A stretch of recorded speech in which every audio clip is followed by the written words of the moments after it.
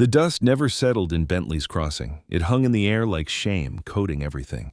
The weathered storefronts, the hitching posts, the faces of people who'd learned to squint against both sun and judgment. In a cramped room above the seamstress shop, Tessa Morgan sat on the edge of a sagging bed, her fingers working nervously at a loose thread on her dress, while her mother's voice cut through the thin walls like a rusty saw. Useless. That's what you are, girl. Eating me out of house and home while contributing nothing but embarrassment. Tessa had heard variations of this her entire 19 years. The words had lost their sharp edges through repetition, becoming instead a dull, constant ache, like an old wound that never quite healed. She was a large girl, always had been, with soft features and capable hands that her mother refused to see as anything but clumsy. In a town where women were measured by their marriage prospects and Tessa exceeded the measurements deemed acceptable, she had become invisible in the worst way, visible only as a disappointment. Her mother, Clara Morgan, had been beautiful once. The daguerreotype on the mantel proved it, a young woman with delicate features and an optimistic tilt to her chin.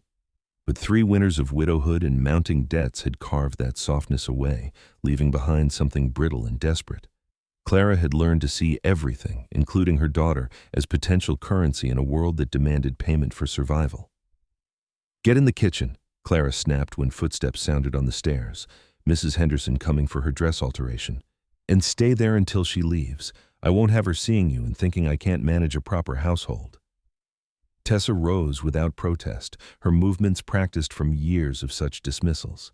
Through the crack in the kitchen door, she could hear her mother's voice transform into something honeyed and apologetic. "Oh, you'll have to forgive the delay, Mrs. Henderson. It's so difficult managing everything alone, and my daughter, well, she tries her best, poor thing, but she's not quite right for company, if you understand my meaning." The lie sat in Tessa's stomach like spoiled meat. There was nothing wrong with her except the wrongness her mother had invented, the wrongness the town had learned to see. She busied herself scrubbing pots that were already clean, her hands moving in rhythmic circles that helped quiet the thoughts. It was the following Tuesday when everything changed, though Tessa wouldn't recognize the moment until much later. She was hauling water from the well when she heard raised voices near the general store. Her mother stood in conversation with Jacob Finch, a trader who moved between the mountain settlements and the railway towns, dealing in whatever could be bought, sold, or traded. "I'm telling you, Clara, there's money to be made up there," Finch was saying, his voice carrying the oily enthusiasm of a man always working an angle. "These mountain men, they live alone for months, sometimes years. They need help, cooking, cleaning, mending. Some would pay good money for someone willing to go up there and manage a household." Tessa saw her mother's expression shift, that calculating look that meant she was measuring values and finding possibilities. Later that evening, after a supper eaten in hostile silence, Clara finally spoke. "There's an opportunity for you," she said, not looking at Tessa directly. "A man up in the high country needs someone to keep house, room and board, and you'd be doing what you do anyway, just somewhere you might actually be useful." "Mother, it's already arranged." Clara's voice was flat, final. "Jacob knows a man named Cole Walker, mountain man, lives alone, needs help with his property. You'll go up there end of the week." The words hit Tessa like physical blows. "You're sending me away?" "I'm giving you a chance at something resembling a life." Clara's hands were shaking slightly, though whether from guilt or irritation, Tessa couldn't tell. "You think you have prospects here? You think any man in this town would take you? At least up there you'll have purpose, and I'll have—" She stopped, but the unspoken words hung between them. Money, relief, freedom. The transaction was completed 2 days later in Jacob Finch's cramped office that smelled of tobacco and old leather. Tessa wasn't privy to the details, the amount exchanged, the terms agreed upon. She sat on a hard chair outside while her mother and Finch discussed her future as though she were a piece of furniture being sold at auction. When Clara emerged, she pressed a small cloth bundle into Tessa's hands. "Your things," she said. "The wagon leaves at dawn. Be ready." That night, Tessa lay awake in the darkness, listening to the familiar sounds of the town settling into sleep. The creak of the building, the distant bark of a dog, the whisper of wind through the eaves, all of it was about to become memory. She wasn't naive enough to romanticize what was happening. Her mother had sold her, plain and simple, traded her like livestock to settle debts and rid herself of an inconvenient burden. The morning was gray and cold. Clara didn't embrace her daughter, didn't offer any motherly wisdom or reassurance. She simply watched from the doorway as Tessa climbed into Jacob Finch's wagon, her small bundle of possessions clutched in her lap. "Better this way," Clara said, more to herself than to Tessa. "You'll see. Better for everyone." As the wagon rolled out of Bentley's crossing, Tessa looked back once. Her mother had already gone inside, the door firmly closed. The message was clear. Tessa Morgan, as she had existed in this place, was now merely an unpleasant memory to be forgotten as quickly as possible. The journey into the high country took 3 days of rough roads that gradually surrendered to mere trails, then to paths that seemed more suggestion than certainty. Jacob Finch proved to be a garrulous companion, filling the silence with stories of his trading ventures and observations about the mountain folk. "Cole Walker now," he said on the second day. "He's what you might call a man of few words. Been up there near 5 years, ever since his brother died. Keeps to himself mostly, comes down for supplies maybe 4 times a year. Good man, though, far as I can tell. Honest in his dealings, which is more than you can say for most." "Why does he need help?" Tessa asked quietly, her first real word since leaving town. "Same reason most of them do eventually. A man can live alone, sure, but living and living well are different things. Gets to a point where the work of surviving takes all the time that should go to improving the situation. Cole runs trap lines in winter, does some hunting, keeps a few animals. Place probably needs a woman's touch, no offense meant, just the way of things." Tessa absorbed this without comment. A woman's touch. As though her gender alone qualified her for the work, as though the specific woman didn't matter. She supposed in her mother's calculation, and perhaps in Cole Walker's, it didn't. They reached the mountain settlement on the afternoon of the 3rd day. Settlement was perhaps too grand a word. It was more a collection of rough cabins scattered across a valley between towering peaks still capped with snow despite the advancing spring. Cole Walker's property sat at the far end, where the valley began its steep climb toward the tree line. The cabin was larger than Tessa had expected, built from massive logs that spoke of considerable labor in their cutting and placement. A lean-to sheltered a workbench and tools, and beyond that stood a small barn and what looked like animal pens. Smoke rose from the stone chimney, and as the wagon approached, the front door opened. Cole Walker was not what Tessa had imagined, though she realized she'd had no clear picture anyway. He was tall. Most men seemed tall to her, but he genuinely was, with dark hair that touched his collar and a beard that was neatly trimmed despite his isolation. His eyes were gray, the color of storm clouds, and they regarded the approaching wagon with an expression Tessa couldn't quite read. "Finch," he said by way of greeting as the trader pulled the wagon to a stop. His voice was low, rough from disuse but not unkind. "Cole, brought you that help we discussed." Jacob climbed down, gesturing for Tessa to follow. She did so awkwardly, her legs stiff from days of travel and her heart hammering with an anxiety she couldn't name. Cole's gaze shifted to her, taking in her appearance with the same neutral assessment he might give a horse he was considering purchasing. Tessa felt her face flush hot, waiting for the disappointment, the criticism, the inevitable comparison to whatever he'd been expecting. But Cole simply nodded once. "You're Tessa?" "Yes, sir." Her voice came out smaller than she'd intended. "I'm Cole. Come inside. Finch, you want coffee before you head back?" The interior of the cabin was surprisingly neat. Rough, certainly, everything handmade and functional rather than decorative, but clean and organized. A large stone fireplace dominated one wall, with a cooking area built into it. Simple furniture filled the main room, a heavy table, several chairs, shelves lined with supplies and tools. 2 doors led to what Tessa assumed were sleeping quarters.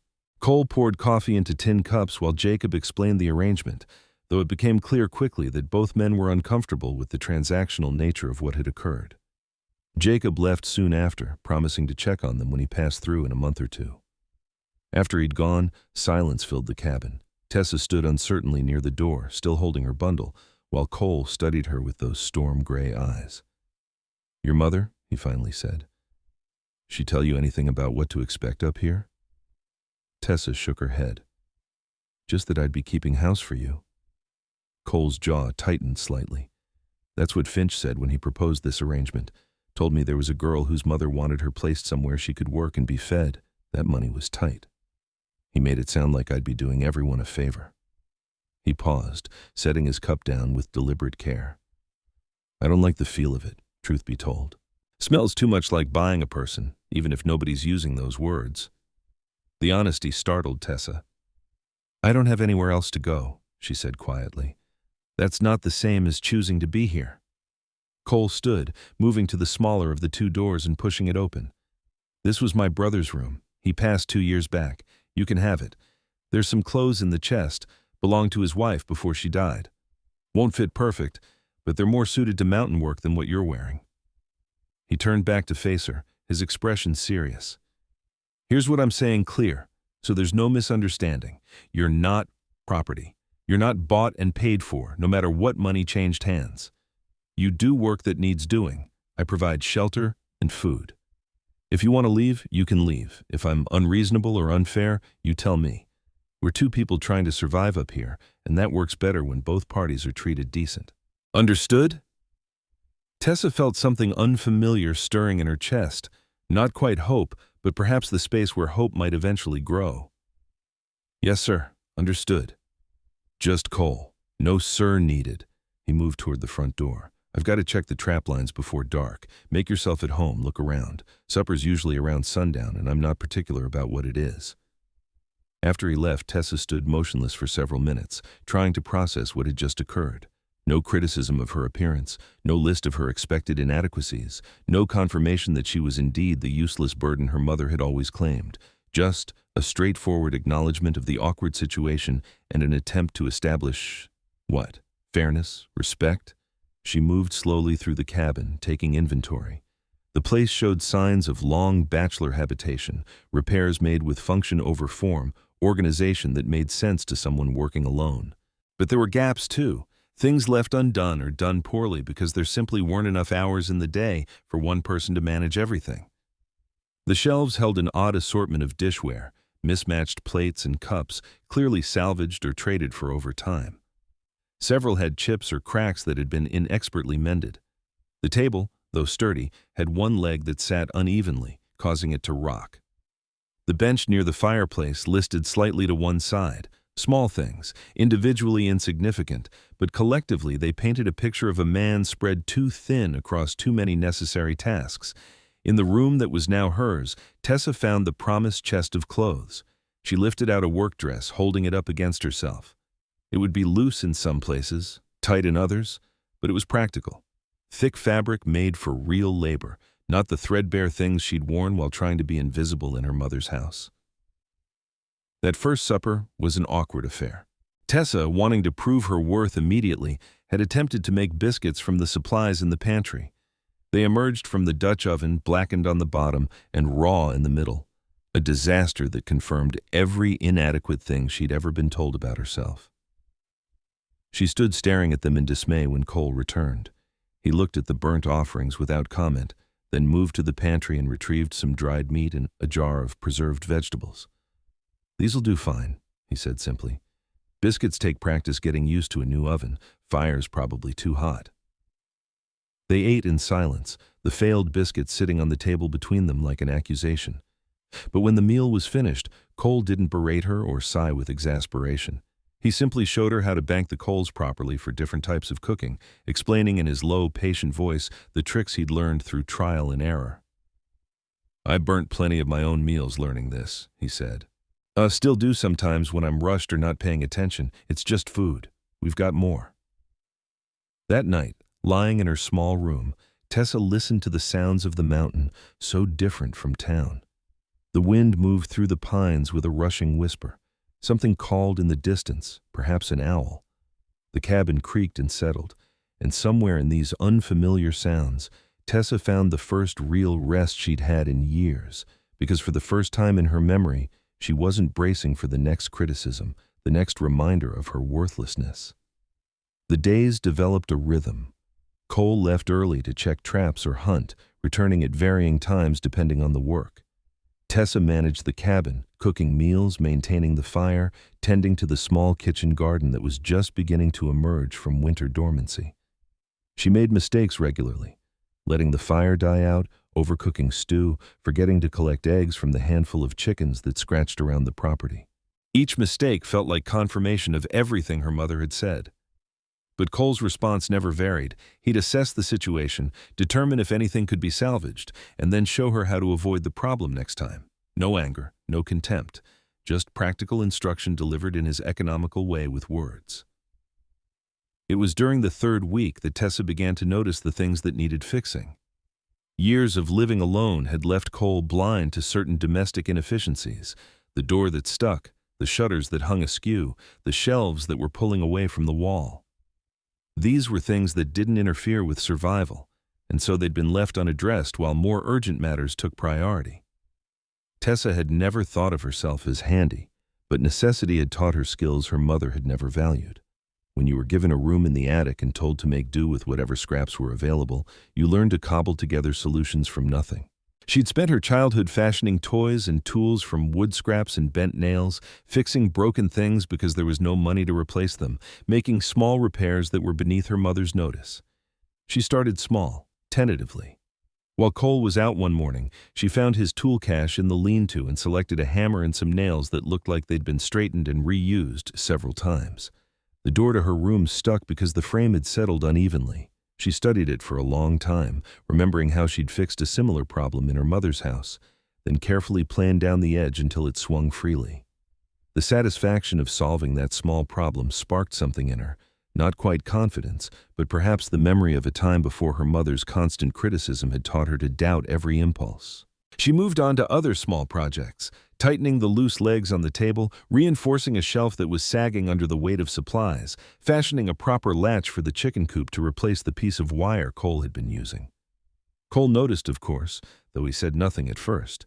He'd simply pause in his movements, his eyes tracking to the fixed door or steady table, something unreadable crossing his features before he moved on with his day. It was the porch that finally prompted him to speak. The structure had been built solidly enough, but years of mountain weather had loosened several boards, creating gaps that let in wind and rain. One afternoon, while Cole was further up the mountain checking his furthest trap line, Tessa pulled up the worst boards and replaced them with better pieces she found stacked behind the barn, likely leftovers from some long-ago project. She was hammering the final nails when Cole returned, leading his horse and carrying the day's catch.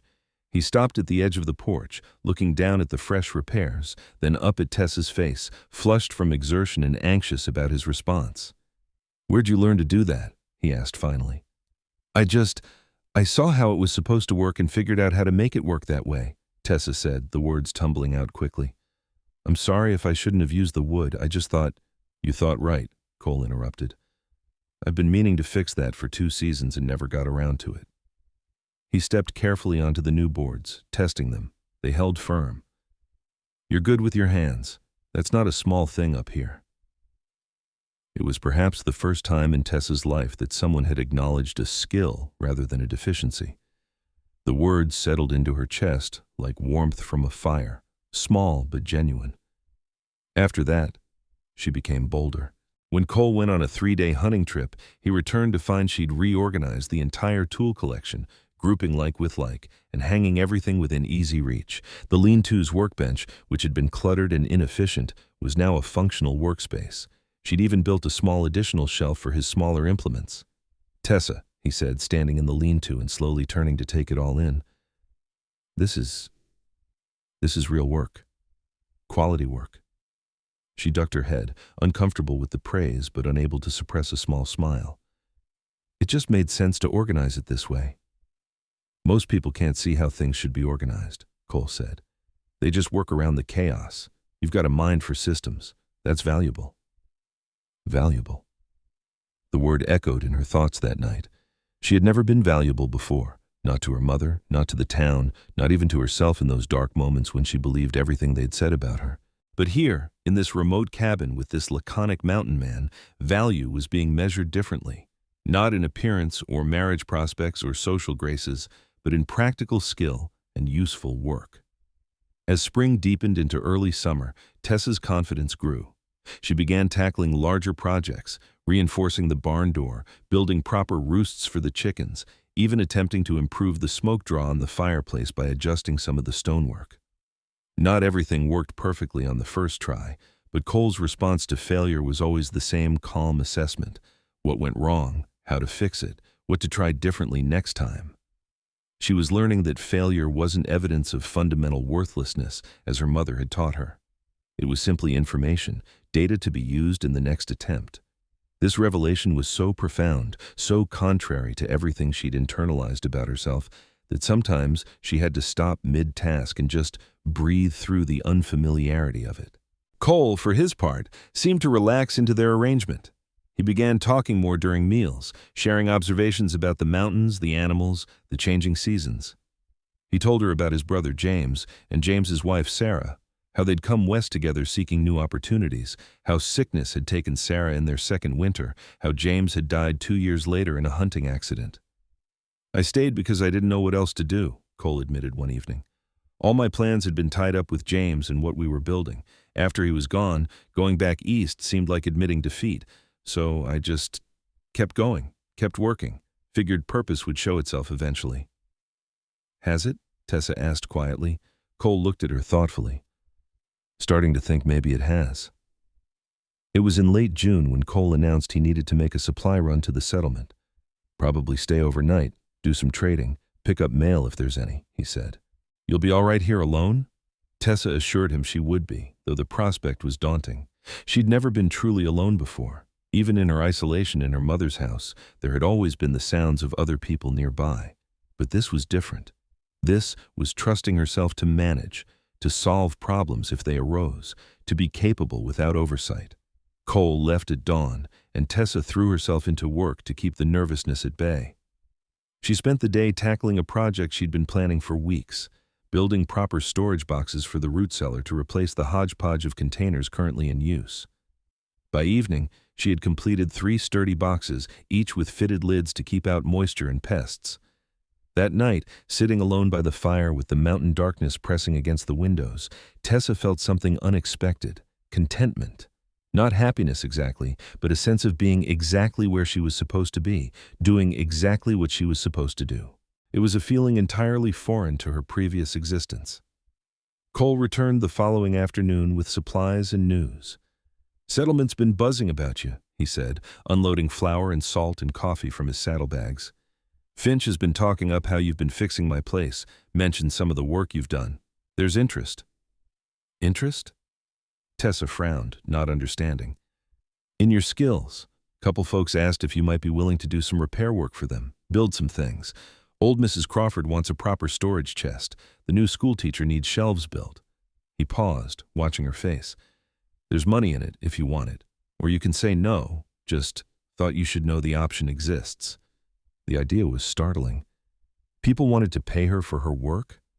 The same skills her mother had dismissed as useless tinkering, the same hands she'd been told were clumsy and slow, these had value in the marketplace?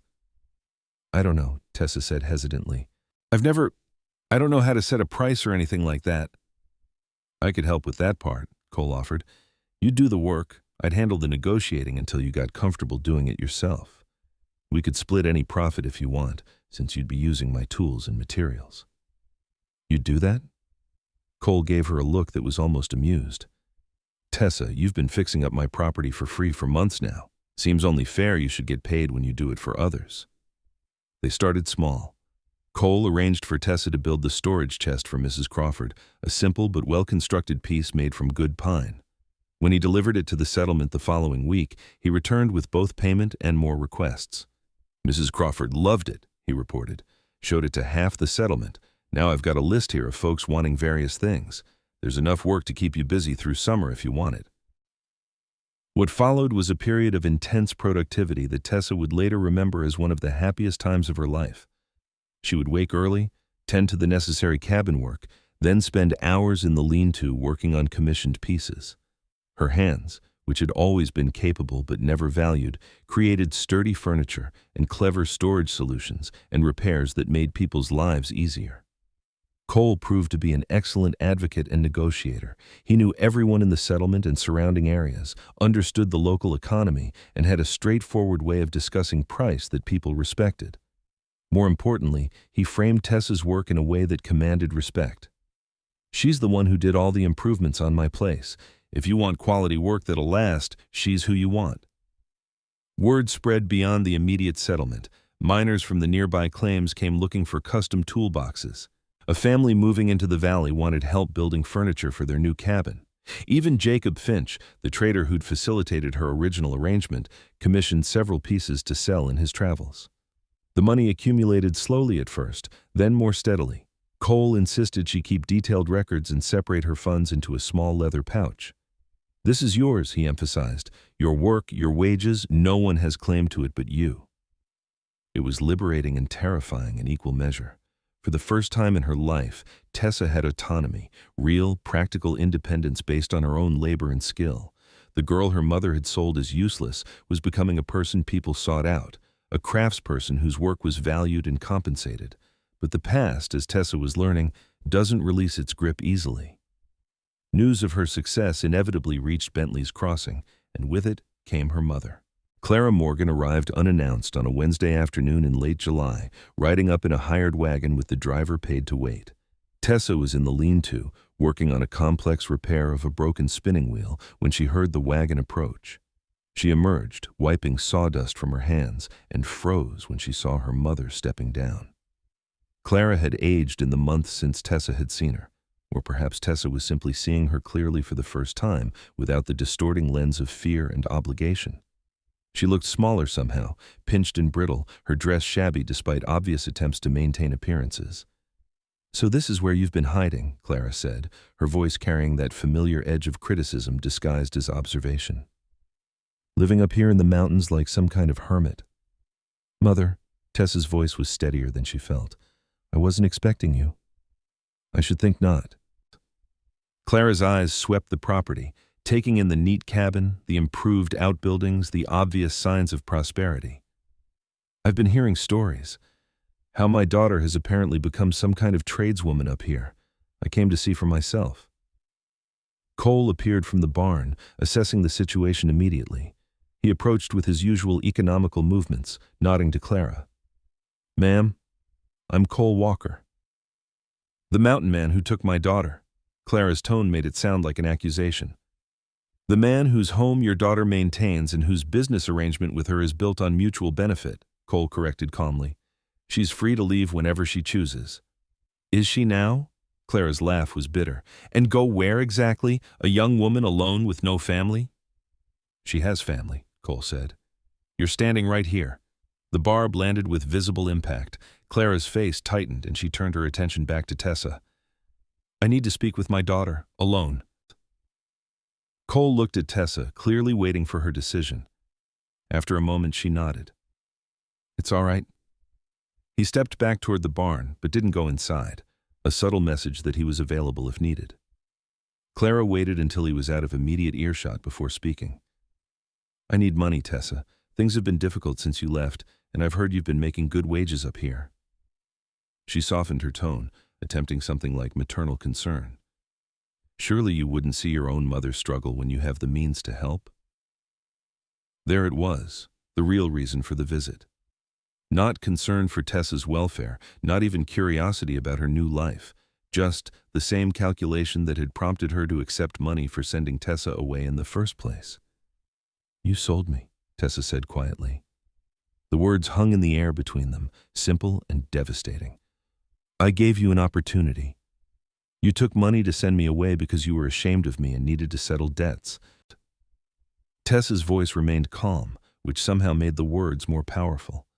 "You called me useless. You told me I was an embarrassment. You made me hide when guests came because you didn't want people to see me." "I was doing my best under difficult circumstances. You were treating me like property." Tessa took a breath, feeling the weight of words she'd never dared speak before. "And now you've heard I might have some value after all, and you've come to collect." Clara's face flushed with anger, and something that might have been shame if she'd allowed herself to feel it. "I am your mother. You owe me." I don't owe you anything. Tessa spoke firmly now, the months of building confidence solidifying into something unshakable. You made your choice when you took payment to send me away.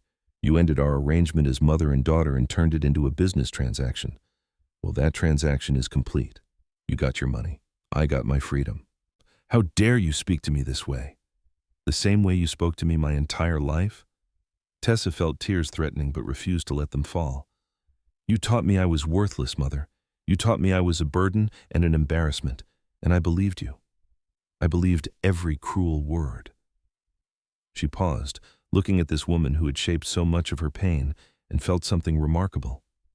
Pity. But you were wrong. I'm not useless. I'm not an embarrassment. I'm skilled and capable, and people value my work. The only thing I was lacking was someone who believed in me enough to let me try. Clara stood rigid, her mouth working soundlessly for a moment before she found words.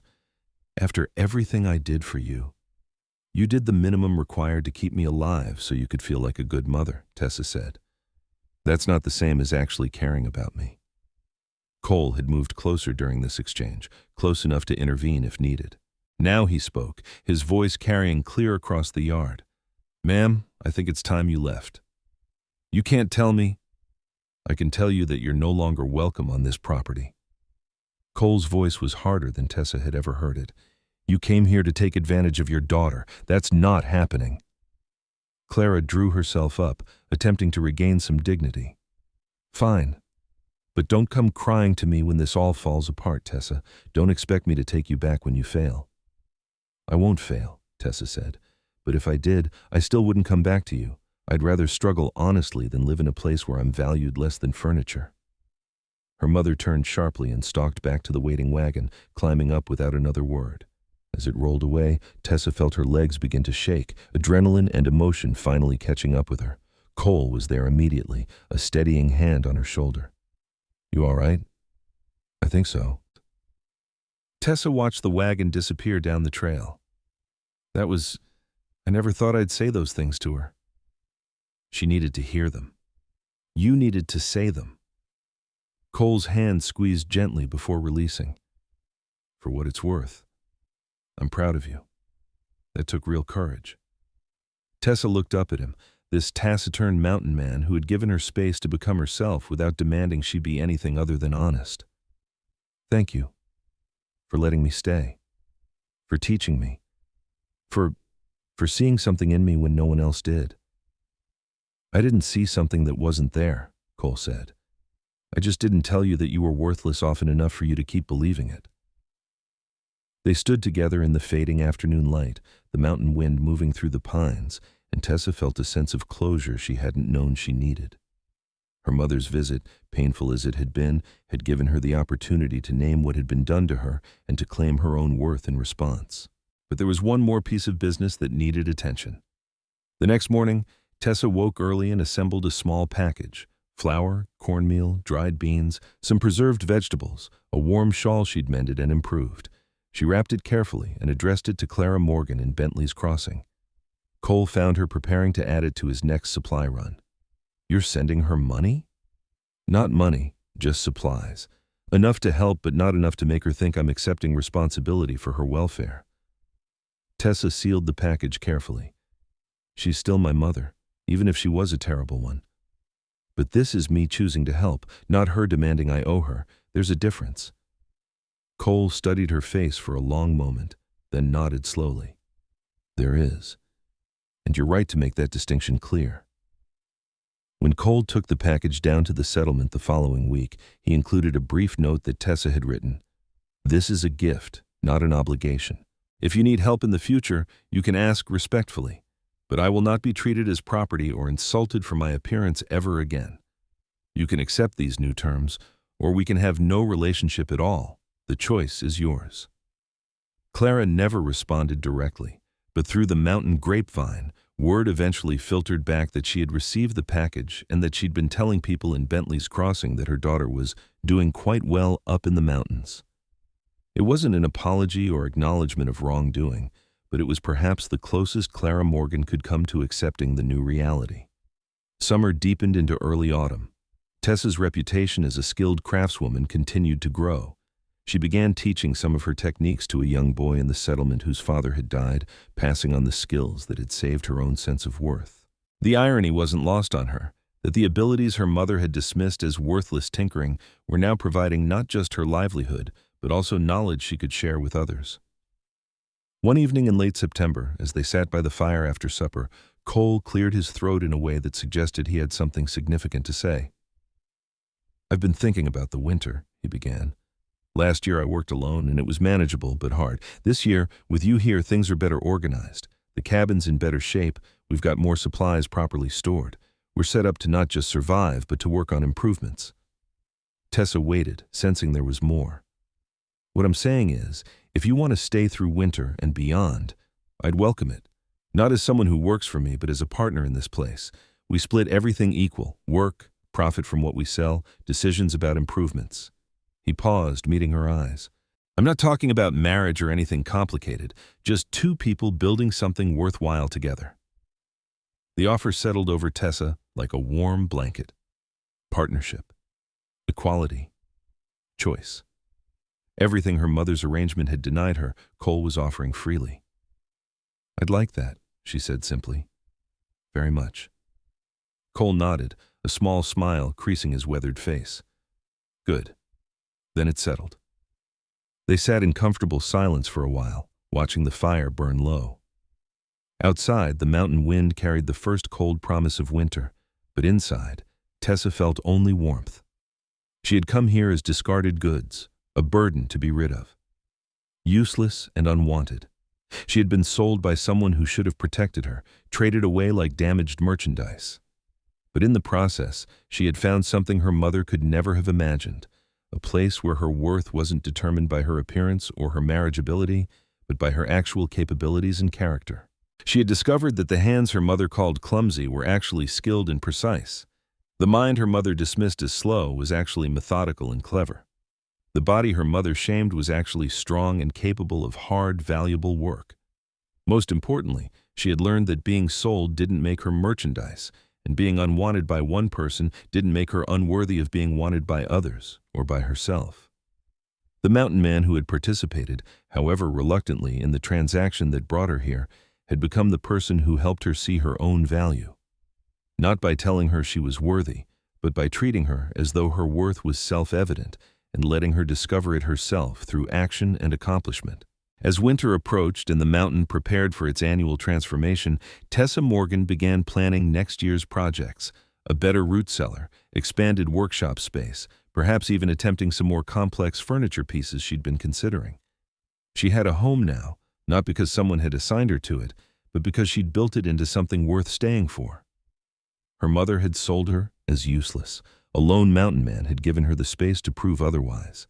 But in the end, Tessa had done the real work herself, the hard labor of believing she was worth more than she'd been told, of building skills her critics had dismissed, of standing up to the person who had defined her worth for so long and claiming the right to define it herself.